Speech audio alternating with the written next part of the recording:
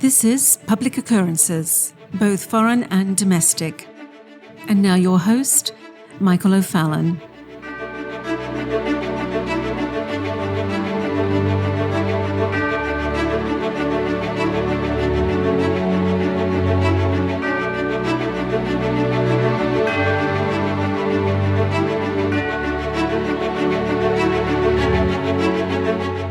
When you woke up this morning and first flicked through Twitter, you undoubtedly viewed the World Economic Forum's Klaus Schwab introducing the leader of the Chinese Communist Party, Xi Jinping, to open his virtual summit from Davos. And as so many have asked me over the past few years, what does the World Economic Forum and all the United Corporations for One World Digitization, companies like BlackRock, Vanguard, General Motors, Pfizer, Marriott, Toyota, UPS, Verizon, PayPal, Amazon, Lippo Group, the Coca-Cola Company, Visa, Walmart, Western Union, and hundreds of other corporations and non-governmental organizations, what in the world do they have to do with communist China? I mean, if China is communist, why are they all involved with all these big businesses and corporations? I mean, if you're old enough to remember the old Soviet Union of Russia and Eastern Europe, what we called the Iron Curtain, you will remember that we didn't have millions of tourists with money in their hands ready to spend on trips to New York City and San Francisco. You didn't have hotels in London, Paris, and Geneva filled to the brim with eager purchasing Russian Soviets. But for about a 10-year period, really from around 2009 to 2019, you did with China. In fact, the Chinese tourist market completely revolutionized the travel industry, changing it forever. Entire hotels were either bought or built in areas of Switzerland for the hundreds and thousands of Chinese tourists. Entire cruise lines and cruise industries began to change the way that they operate, where they go, the way that they do their food, for the fact that they had now hundreds and hundreds of thousands of new Chinese tourists wanting to sail on board. The beautiful city of Lucerne, Switzerland, was daily inundated with Chinese tourists. I mean, thousands and thousands and thousands, making up the major population, literally turning Lucerne into a Chinese-dominant city on a daily basis. With lines of Chinese tourists standing outside of the certified Rolex and Patek Philippe stores. I mean, you would see 10, 20, 30 people in line outside of the store waiting to come in to buy watches that were valued anywhere from $20,000 to $100,000. And they were all Chinese. And if you were to visit China, and if you were to take the high-speed train into the center of the Shanghai Bund with me, you would be enveloped in a world of glittering five-star hotels, Bugattis and Bentleys, traveling through the streets, and Michelin-level restaurants serving the finest cuisine on the planet. So we're not talking about Marxist-styled communism here. We're talking about a nation that still has the Communist Party apparatus in place, but is also producing billionaires at a record pace. Billionaires who are loyal to the central government of China. Billionaires who are buying up essential corporations, real estate, and essential businesses in the United States. Businesses that they're buying, the Chinese are buying, that maybe handle meat processing, food distribution, pharmaceuticals, and other necessary elements to a working and thriving United States. Yes, we've allowed this to happen. Now, the roots of this change go back to the involvement of American business interests from men such as David Rockefeller and the interstitial involvement of globally motivated politicians and strategists like Henry Kissinger and Zbigniew Brzezinski. These Americans would provide the ideas and seeds of development into the quickly eroding Mao power base and into the new post-cultural revolution hegemony of Deng Xiaoping.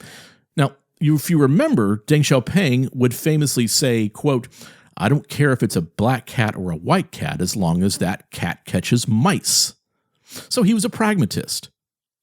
And the great idea, the concept that Americans sold the Chinese on was a mix of fascism and communism, sort of a communo-fascism, but fascism at the very heart of the economic model that would, decades down the road, lead to the Marxist dream of a world without work. a totalitarian fascism that would demand obedience and collectivism from the new global citizens, an autocracy, a communo-fascist China that would soon turn imperialistic. And this is why the World Economic Forum is partnering as frenemies with China. They are building two belt roads, a neo-colonial belt from China to Asia, the Middle East, Africa, and now, suddenly, in the Caribbean, and the other belt road in Europe, North America, and West Asia. So when Klaus Schwab invited Xi Jinping to begin his digital forum at the World Economic Forum this morning, if you wanted to understand what Chairman Xi Jinping was saying in context, you have to understand that both the hegemonic communo-fascist government of China and the now enviro-communo-fascist public-private partnership of the World Economic Forum, well, you have to understand they have the same goals, one world order. And so when you listen to the World Economic Forum's digital symposium and hear Xi Jinping say, quote, "We cannot be 190 separate boats all trying to separately battle challenges and disruptions, but instead we must become one big ship," end quote. Understand that what Xi is saying is that we must become one big global supranation, with Xi, Schwab, and a few handpicked technocrats at the helm. That's why you have, right now in progressive evangelical reform Christianity, this battle against nationalism and nationism. That's why you have this going on in the press. And when Xi warns the audience at the World Economic Forum that, quote, "if formerly capitalist nations slam on the brakes," end quote, from transitioning into communist fascist nations like China, there will be serious negative consequences. You must keep going. You must go all the way. You can't stop now. You must continue to pursue one world communo-fascism. And when you understand that both Xi and Schwab are warning the nations of the world that this vaxxed push into a global citizen, global vax passport, global social credit system must continue, or else. And so when you look at those who are part of this Davos and China cabal, which would be the companies like General Motors, Amazon, Walmart, Toyota, PayPal, Salesforce, Disney, BlackRock, Vanguard, and all the companies that are manipulated by BlackRock, Vanguard, like Carnival Corporation, the major airlines, and the oil and gas companies, know that these people have capitulated, these corporations. They have surrendered our nation, our way of life, over to the cult of enviro-communo-fascism. And we're about ready to be completely plunged into the ESG system. And they are as well capitulating to China. It goes hand in hand. Now, in an article by Sam Hudson, which I'm going to interact with, he states the following. So the roots of China's descent into fascism can be traced back to Deng Xiaoping's ascent to power and economic reforms that openly rejected central planning in favor of market-based economics. And these forms were instrumental in not only achieving China's rapid economic growth, but also in ensuring a place on the world stage through opening up the country to global markets. If you recall, by the way, if you're someone who's maybe over the age of 40, you remember that most of the things that we bought, most of the things that we had that were plastic and rubber and so forth that were mass-produced, were produced in either Taiwan or Hong Kong.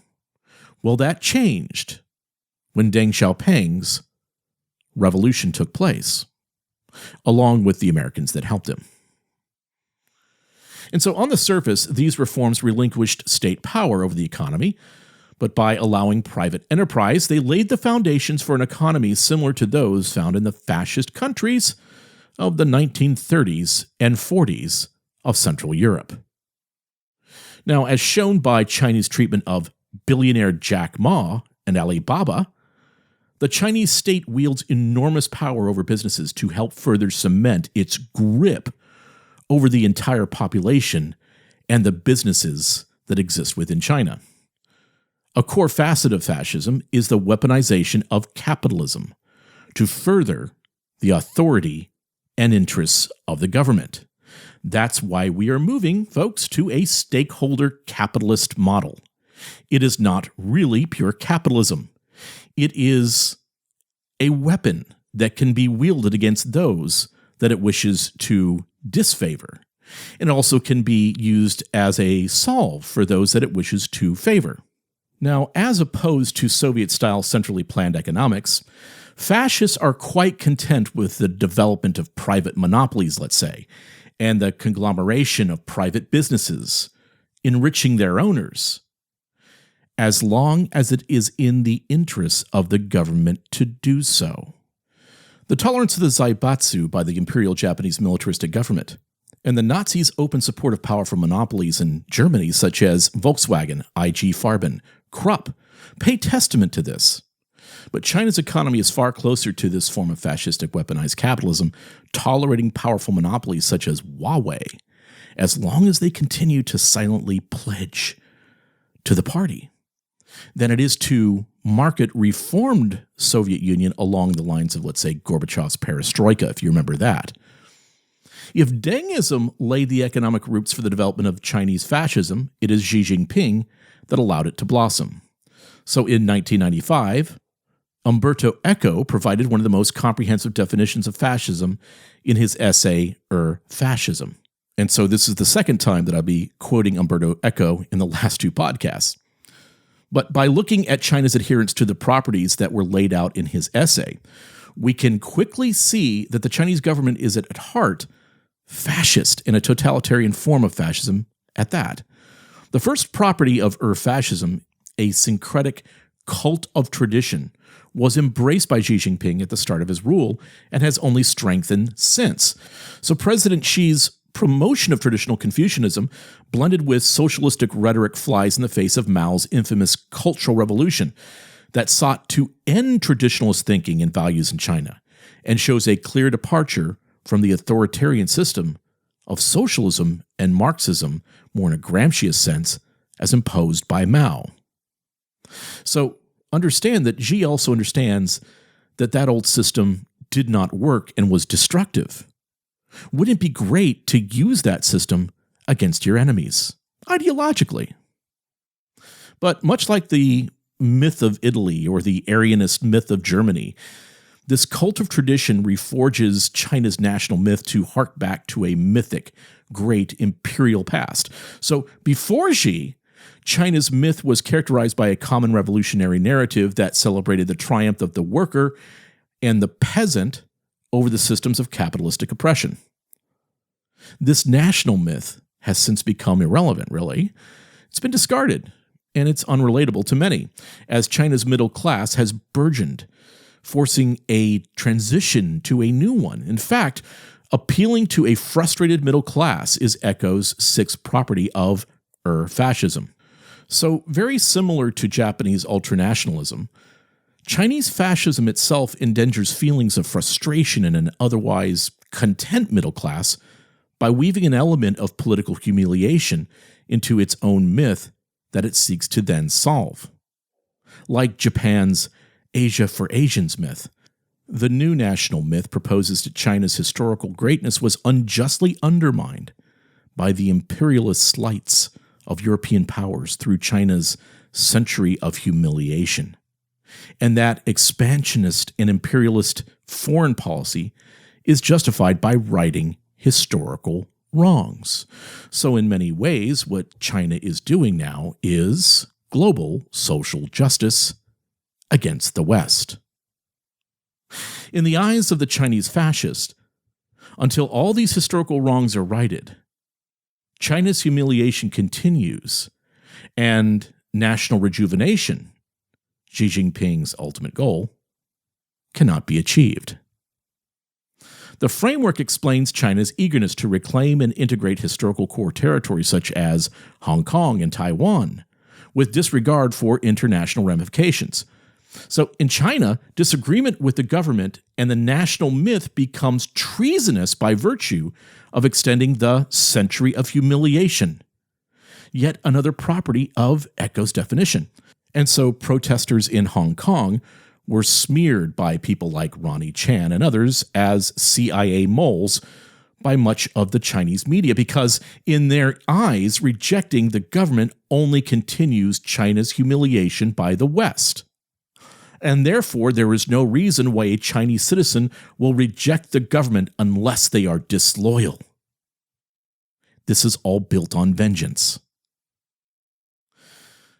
The idea of national humiliation that is prolonged and furthered by Western infiltration has led to this idea of a obsession with plot, much like the stab-in-the-back myth of Nazi Germany against what happened with them at the Treaty of Versailles.